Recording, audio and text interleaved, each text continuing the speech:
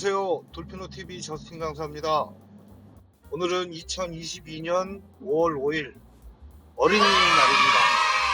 오늘 날씨가 이렇게 화창하고 맑고 좋은 걸 보니까 아이들이 열심히 기도를 한 모양이에요. 아이들 덕분에 좋은 날씨를 느끼면서 지난 시간에 수자코리아의 박윤철 감독님과의 인터뷰 이후로 두 번째로 포플라자의 박상훈 감독님을 만나뵈러 경기도 포천으로 이동을 하고 있습니다. 박상훈 감독님도 제가 존경하는 감독님들 중에 한 분이신데요. 여러분들이 잘 아실 만한 이민호 배우와 전지현 배우가 주연으로 출연했던 푸른바다의 전설이라는 대작 드라마가 있죠. 수중 장면들을 연출하셨던 감독님이세요. 차기작의 배경을 세팅하고 계신다는데 바쁘신데도 저를 만나 주시겠다고 하시니까 되게 감사한 마음이 드네요. 어쨌든 오늘 날씨가 너무 좋아서 오늘도 또한 아주 기분 좋고 즐거운 일이 생길 것 같은 예상을 하게 됩니다. 박상훈 감독님을 만나 뵈러 이동하겠습니다.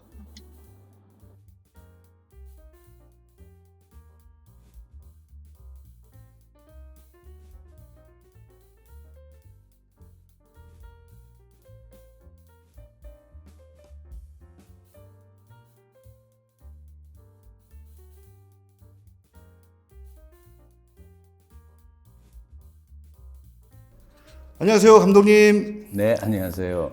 네, 감독님 바쁘신데도 불구하고 제 인터뷰 요청에 이렇게 흔쾌하게 응해주셔서 너무나 감사드립니다. 네. 영상을 보시는 분들한테도 좀 인사 좀 부탁드려도 되겠습니까? 네.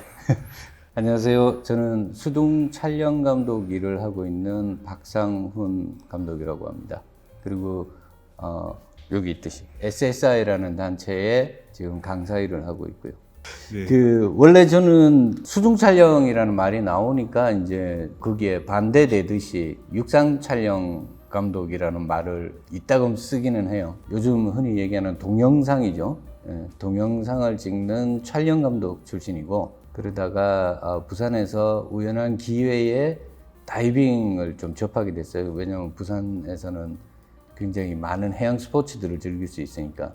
그리고 그 당시에 제가 학교 강의를 하고 있었는데 많은 학생들이 거의 서울로 이제 유학을 가야 되는, 왜냐하면 졸업하고 나면 부산에서는 영상일이나 영화 일을 할 수 있는 게 기회가 굉장히 적으니까 유학을 보내는 단계의 애들의 비용이 많이 들고 하니까 어떻게 하면 이 친구들을 좀 특수한 촬영 쪽으로 좀 보내서 빨리 데뷔를 시킬 수 있지 않을까 해서 수중을 배우게 된 거예요, 오히려. 지금은 수중 촬영 감독, 육상 촬영 감독, 육상이란 말이 웃기긴 한데 동시에 하고 있고, 어떻게 하다 보니 수중 촬영이 육상 촬영의 한 50배 정도 많은 분량을 차지하게 됐네요. 네. 제가 원래 평생 해오고 있는 일의 연장이라고 좀 생각을 하고 있어요. 감독님의 생각을 좀 더 디테일하게 한번 들어볼 수 있도록 네. 제가 감독님한테 답변을 좀 해주셨으면 하는 몇 가지 질문을 더 드려도 괜찮겠습니까? 네. 네, 그러면은 부담 없이 예. 편안하게 답변을 해주시길 부탁드리겠습니다.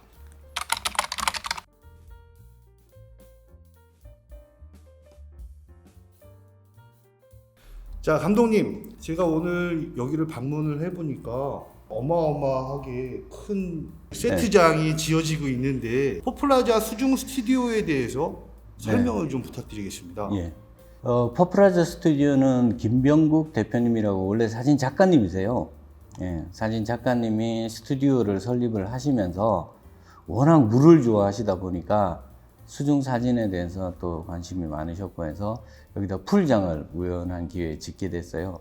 그런데 일반적으로 풀장이라 그러면 스포츠용 풀장 같은 경우는 타일이 있고 깨끗하게 유지가 되고 이런 것들 위주로 되어 있는데, 수중 촬영을 하다 보면 수중 촬영용 스튜디오는 타일이 난반사를 일으킨다든지 여러 가지 문제가 있어요. 그래서 일반적으로 드라마도 뒤편에 실제로 타일이 위치해 있어야 되지 않는 장면은 거의 다 크로마키라고 하는 여러 가지 이제 특수 효과를 위한 벽면을 만드는데 스튜디오형 벽면을 가진 최초의 스튜디오가 돼버린 거예요. 수중 촬영 스튜디오. 그래서 아마 국내에서 민간에서 유지하시는 데 중에서는 가장 역사가 깊고요. 그다음에 드라마, 영화, CF, 뭐 방송물 이 편수도 가장 많이 촬영을 했고 또 그만큼 김병국 대표님께서 수중 촬영에 대해서는 굉장한 큰 노하우를 갖고 있으시기 때문에 바깥에 있는 세트장도 마찬가지로 외부에 이제 벽면을 배의 옆면처럼 구성을 해놓고 파도가 치고 이런 수상 장면도 여기서 많이 촬영을 하죠.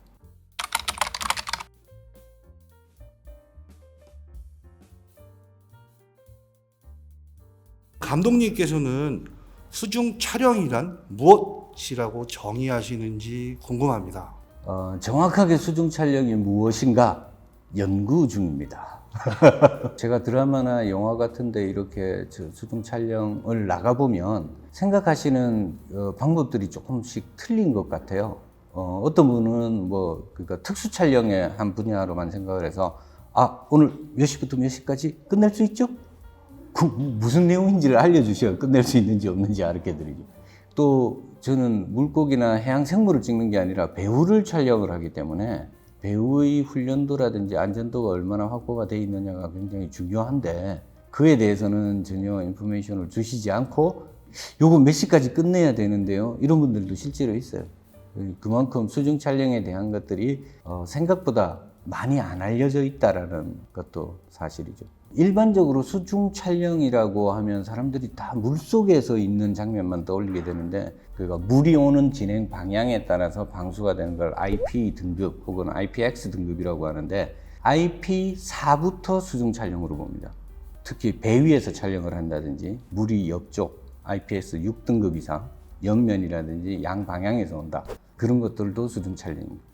물에 관련된 모든 촬영을 수중 촬영으로 보기 때문에 이 수중 촬영은 크게 4가지 분야가 합해져 있는 분야라고 생각이 들어요. 첫 번째 스포츠입니다. 왜냐하면 배우가 실제로 물이라는 다른 환경 속에서 움직임을 행해야 되거든요. 운동 역학이 들어가야 돼요. 그다음 두 번째는 스쿠버, 우리 흔히 얘기하는 수중이 들어가고요. 세 번째는 촬영이라는 것이 들어가고 네 번째는 사람과 사람의 관계가 들어갑니다. 물속에서 하다 보니까 커뮤니케이션 전달이 상당히 어렵잖아요. 나는 이렇게 해서 오케이라고 표시를 했는데 한 번 더요? 이럴 수도 있고 커뮤니케이션까지 포함한 4단계가 완벽하게 가도 제대로 된 수중 촬영이 이루어지기 힘드는데 지금도 연구를 하고 있지 않을까 그렇게 생각이 되네요.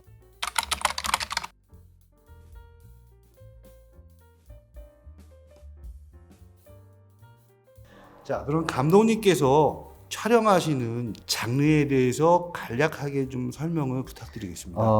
장르보다는 섹션이라고 할 수 있을 것 같아요. 우리 최 강사님도 사진 활동이라든지 물속에서 영상 활동들을 주로 하시지 않습니까? 크게 2분류로 저는 나눌 수 있다고 봅니다. 첫 번째가 이제 사진, 정지된 화상을 찍는 것.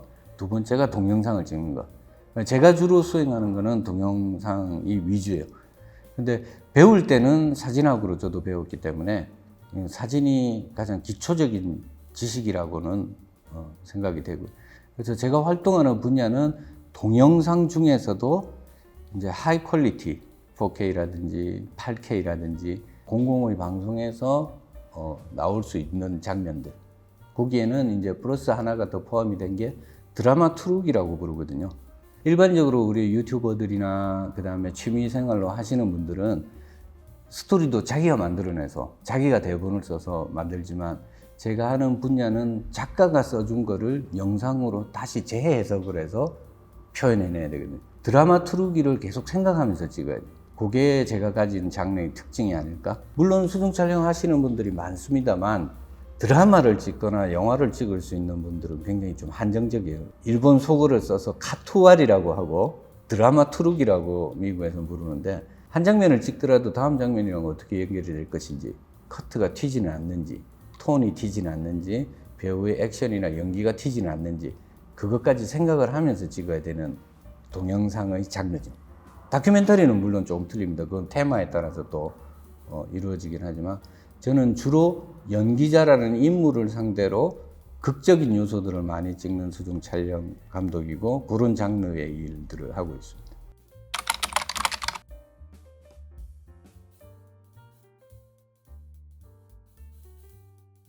영화와 드라마의 수중 장면에서는 네. 주로 어떤 장면들을 담으시려고 노력하시는 편입니까? 조금 전에 뭐 질문에도 말씀을 드렸지만 이게 제가 제 돈 들여서 심심해서 찍는 게 아니거든요. 클라이언트의 요구에 부합을 할 수가 있어야 될 것 같아요. 그래서 첫 번째는 대본이 굉장히 중요하다고 생각해요. 특히 수중 촬영 같은 경우에는 드라마의 프리프로덕션 단계라든지 초반부터 들어가지를 않아요. 갑자기 박성광 감독님 뭐 스케줄 돼? 그래서 특수 촬영처럼 들어오는데 그 짧은 장면, 실제로 40분짜리 그간의 수중 촬영 4분 정도밖에 안 되는 건데 대본을 처음부터 주지를 않아요. 그러면 요만큼의 대본을 가지고 앞뒤를 유추를 해내요. 그러면 앞부분에 떨어지는 동작이 어떻게 됐었죠? 그런 것들을 유추해서 다 만들어내야 돼요. 드라마 촬영 감독으로서, 영화 촬영 감독으로서는 제가 집중하는 포인트는 전체적인 드라마 투루기 안에 제가 일부분이지만 그 부분을 연출이라든지 작가들이 생각하는 것들을 영상적으로 어떻게 재해석을 해서 내보낼 수 있느냐. 그게 제일 집중하는 부분이죠. 그러면 감독님께서는 영화와 드라마의 수중 장면에서 가장 중요한 부분은 무엇이라고 첫 번째 중요한 부분, 배우의 안전입니다. 두 번째 중요한 부분, 배우의 안전이고요. 세 번째, 배우의 안전입니다. 그거 외에는 아무것도 없어요. 그 이유가 있습니다. 그렇게 뭐 배우분들에 대한 리스펙트를 하는 것이 아니라 첫 번째는 어떻게 저렇게 이쁜 몸매를 가지고 저렇게 희한한 동작으로 엉덩방아를 찍으면서 물에 들어갈 수가 있지? 라고 하죠. 그거는 물에 적응이 안 된 사람들의 특징이죠. 그런 동작을 가지고 무슨 연기를 바라겠어요. 안전이 확보가 돼야 배우가 편안함을 가지고 육상처럼 몸을 움직일 수 있어. 그 뒤에 연기라는 게 나오거든요. 첫 번째 안전. 여기는 안전한 곳이고 우리는 물에서 태어났고 편안함을 계속해서 제공을 해줘요. 두 번째, 육상과 약간 틀린 점이 생겼죠? 어떤 것들입니까? 몸에 저항이 걸리죠? 그 다음에 중력을 못 느끼겠죠? 그걸 역이용해 보는 겁니다. 그것도 안전이죠. 세 번째는 연기를 다 하고 자가 호흡이 멈춰질 때쯤이면 2초 후에는 누군가가 옆에서 항상 당신을 구해줍니다. 안전을 다시 드리는 거예요. 그러면 100% 연기가 돼요. 그전에는 연기라는 게 안 나와요. 행위일 뿐이에요.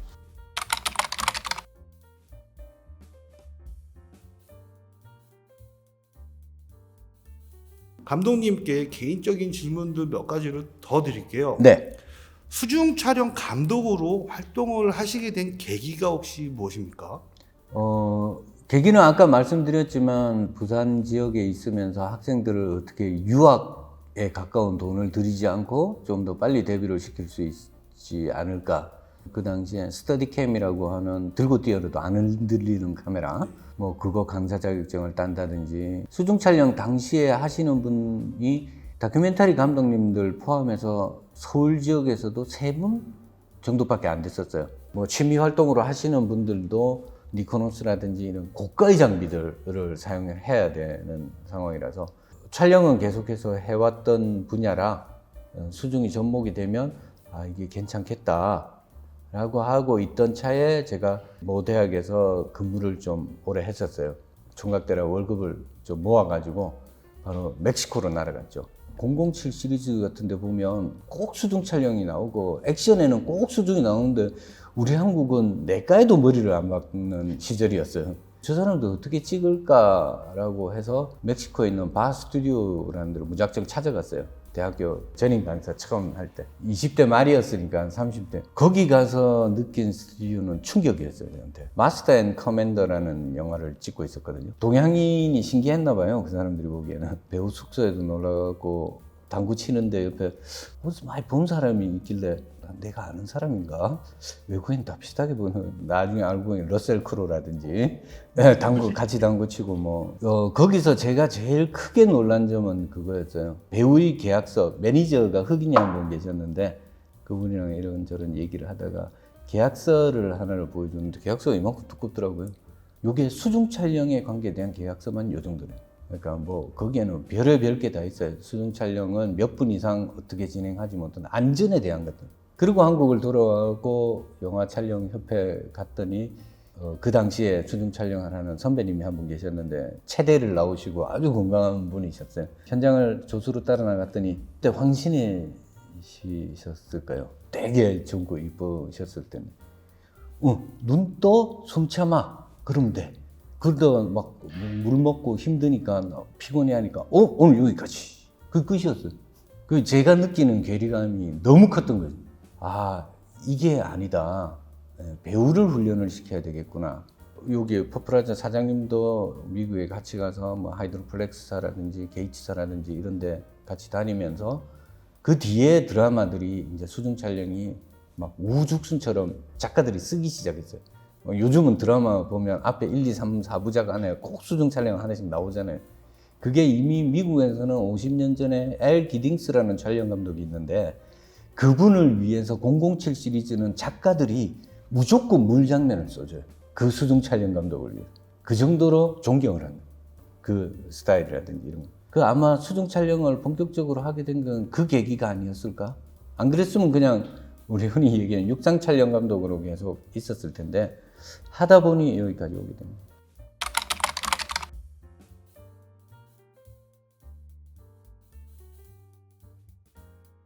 감독님께서는 네. 수중 촬영 감독이 되기 위해서 어떤 노력들을 하셨는지 궁금합니다.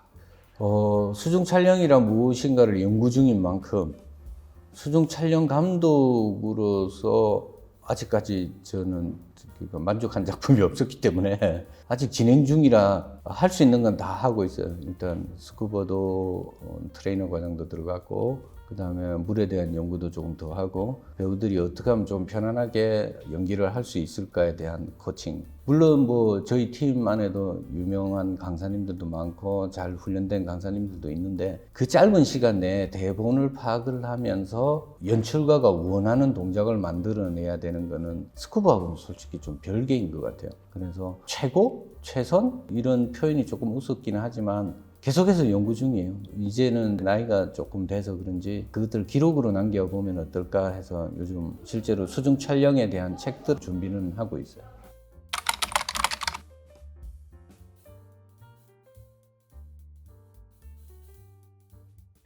수중 촬영 감독이 갖추어야 하는 필수 요소들은 네. 무엇이라고 생각하십니까?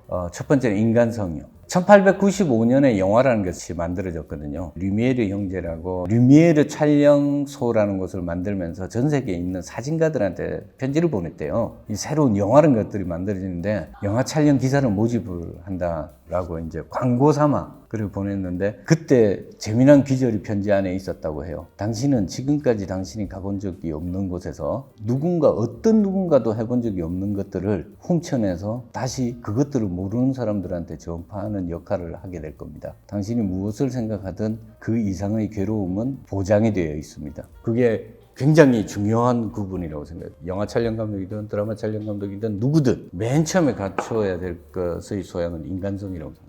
물론 저도 뭐 한때 성격이 급하거나 스트레스를 많이 받다 보면 좀 날카로운 면들이 있는데 류미에르 형제들이 촬영가들한테 보냈던 편지의 내용처럼 실제로 전달자예요. 촬영 감독은. 어떻게 전달을 하느냐? 소설가처럼 펜으로 전달하는 것도 아니고 음악가처럼 건반으로 전달하는 것도 아니고 카메라라고 하는 영상 기계로 전달하는 사람이거든요. 그래서 인간성이 굉장히 중요합니다. 친화력이 있어야 되고요. 그 다음에 두 번째는 아까 얘기 드렸던 4가지 요소를 다 갖춰야 되겠죠. 자기 몸도 못 가누는데 어떻게 배우랑 같이 들어가서 배우 보고 못한다고 뭐 소리를 칠 수는 없죠. 스쿠버에 대한 것들. 첫 번째 인간성, 그게 아까 얘기했던 커뮤니케이션에 관련된 거예요. 두 번째는 이제 스쿠버에 대한 완벽함, 중성부력이라든지 자가 호흡이라든지 다이빙 시간이라든지 모든 것들을 체크하고 배우의 안전에 영향을 끼치느냐 안 끼치느냐. 그 다음에 요즘 많이 강가를 하는데 기자재들이 너무 좋아져 놓으니까 광학에 대한 개념을 상실을 해요. 카드라 통신에서 많이 그렇게 하죠. 뭐 보게란 말은 실제로 일본말에 써서는 안 돼요.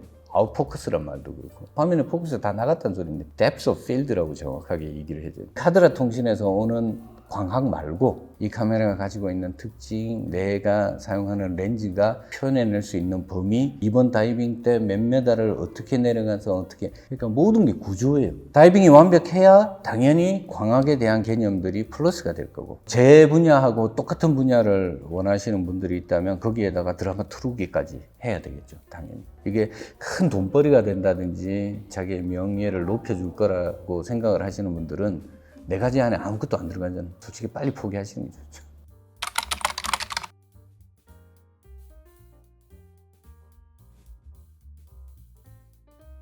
참여하셨던 작품들이 지금 이 앞에 자막으로 엄청 많이 흐르고 있습니다. 네. 그 많이 중에서 흘러요. 네. 몇 가지만 골라서 네. 감독님이 참여하셨던 작품들 소개 좀 부탁드리겠습니다. 우선 뭐 최고의 작품, 최선의 작품을 고르기에는 아직까지 부족한 점이 많다고 생각이 되고요. 전체 분량 중에 수중 장면이 많았던 작품들이 몇 가지가 떠오르는데, 그 중에 하나가 전도연 씨가 나왔던 인어공주, 김강호 씨가 주연을 했었던 마린보이, 그런 작품들하고, 드라마 중에서는 조선TV에서 독도를 배경으로 했었던 그 한반도라는 작품이 있어요. 그 작품도 굉장히 분량도 그렇고 기억에 많이 남을 것 같고, 그 다음에 전 세계 한 4대 양을 왔다 갔다 했던 푸른바다의 전설, 정말 배우분들도 고생 많으셨고 오랜 기간 촬영을 해서 기억에 많이 남고요. 그 정도 작품이고, 뭐 어떤 작품이 최고다, 어떤 작품이 최선이다라는 거는 계속해서 말씀드리지만, 작가나 감독님 의향을 얼마나 잘 받아들여서 영상으로 해석했느냐가 중요한 부분이기 때문에, 하여튼 기억에 남는 작품은 그 4작품 정도라고 할 수 있겠네요.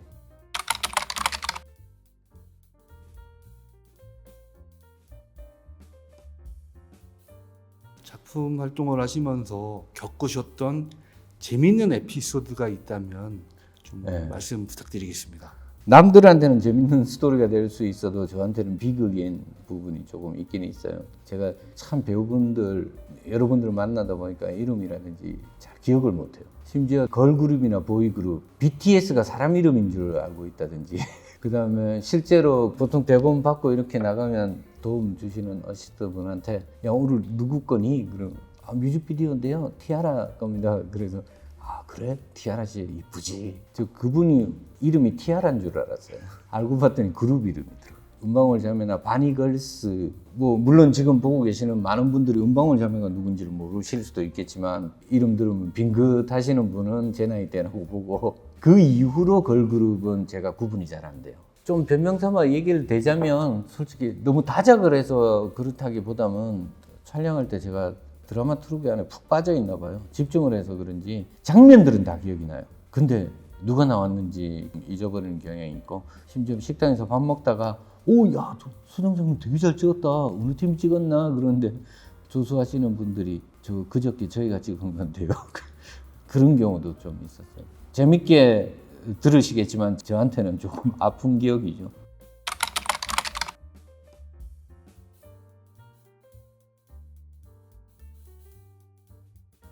자, 그럼 마지막으로 네.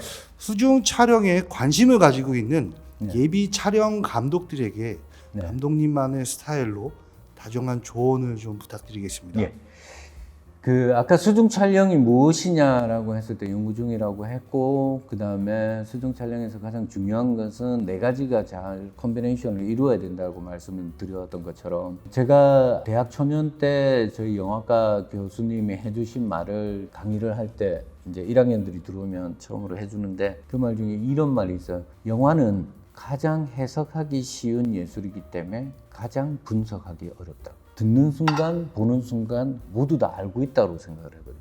그래서 분석을 해보면 글이라든지 이론을 분석하는 것보다 영화의 분석이 훨씬 더 힘들어요. 모두 다 즉시적이고 즉흥적으로 본인이 알고 있다고 생각이 되기 때문에 건너뛰어 버린다는 부분이죠. 그래서 처음 신입생들이 들어오면 음악 콩쿠르에 나가는 피아노 하는 사람 하루에 피아노를 몇 시간을 치죠? 그러면 뭐 4시간, 5시간. 무용하는 사람은 하루에 발레 연습을 4시간, 5시간 하죠. 체조하는 사람도 마찬가지. 영상 하시는 분들은 4시간, 5시간씩 무엇을 하죠? 하는 게 없어요. 자기는 영상을 하고 있을 뿐. 영상에서 가장 중요한 건 빛입니다. 빛. 1학년 학생들한테 하루 종일 가만히 방에 앉아갖고 태양이 돌아가는 거를 그림자로 눈으로 본 적이 있는, 그 정도의 노력이 있어야 영화는 가능해요. 편집도 쉬워졌죠. 카메라도 쉽죠. 누구나 접근하기 쉽기 때문에 누구나 다 전문가라고 할 수 있는 시대에 온 만큼 더욱더 특별한 능력들을 길러내요. 그래서 수중 촬영을 꼭 하고 싶다라는 분이 있으면 네 가지가 다 될 때까지 정말 열심히 하는 수밖에 없습니다. 아까 그냥 우스갯소리로 말씀을 드렸지만 하나가 발전하게 되면 뒤에 세 개가 못 따라와요. 왜? 거기에 자기가 안주를 해버리기 때문에. 나는 스쿠버를 되게 잘해요. 내 정도 실력이면 카메라는 액세서리다 라고 생각하면 그 순간 수중 촬영 안 돼요. 난 촬영을 너무 잘해요. 그러면 육상에서 찍거나 물에서 찍거나 똑같다라고 생각을 해버리죠. 수중 촬영은 전혀 안 됩니다. 특히 생명체, 생물 이랑 같이 커뮤니케이션을 해가면서 그 상호 존중을 해가면서 찍어야 되는데 그게 깨지는 순간 수중 촬영은 전혀 안 됩니다. 해양 촬영 같은 거 많이 해보셨겠지만 고기들이 기다려주나요? 저도 상어 찍으러 다니는데 내가 힘이 들어가면 못 찍겠더라고요. 정말 그 상어들이 보기에는 우리가 이상한 사람이에요. 교감이 이루어지고 그 생태계에 대해서 확실히 알면 좋은 장면들을 체득할 수 있는 거랑 똑같아요. 그 네 가지 요소들을 지금 처음부터 다 잘할 수는 없기 때문에 균등하게 발전시켜 나가는 것이 가장 좋다고 생각합니다. 하나도 잊지 말고 네 가지 요소. 첫 번째 수중, 두 번째 광학, 카메라죠. 카메라에 관한 거. 세 번째 커뮤니케이션, 교감. 네 번째는 대본을 어떻게 해석할 건지. 누구에게 돈을 받고 촬영을 해주는데 자기 멋에 겨워서 자기 작품만 열심히 찍으면 그건 자기 만족이잖아요. 그럼 프로가 아니죠. 평생 고급스러운 아마추어일 뿐이죠. 적어도 수중 촬영으로 정확한 대가를 지불받고 싶으면 네 가지가 충분히 갖춰질 때까지 기다리라. 네. 자, 오늘 감독님의 인터뷰로 많은 사람들이 정말 큰 도움을 받을 수 있을 것 같습니다. 네. 오늘 너무나도 감사드리고요. 언제나 건강하시고 행복하시길 기원드립니다. 네, 저도요. 어쨌든 화이팅. 감사합니다. 네.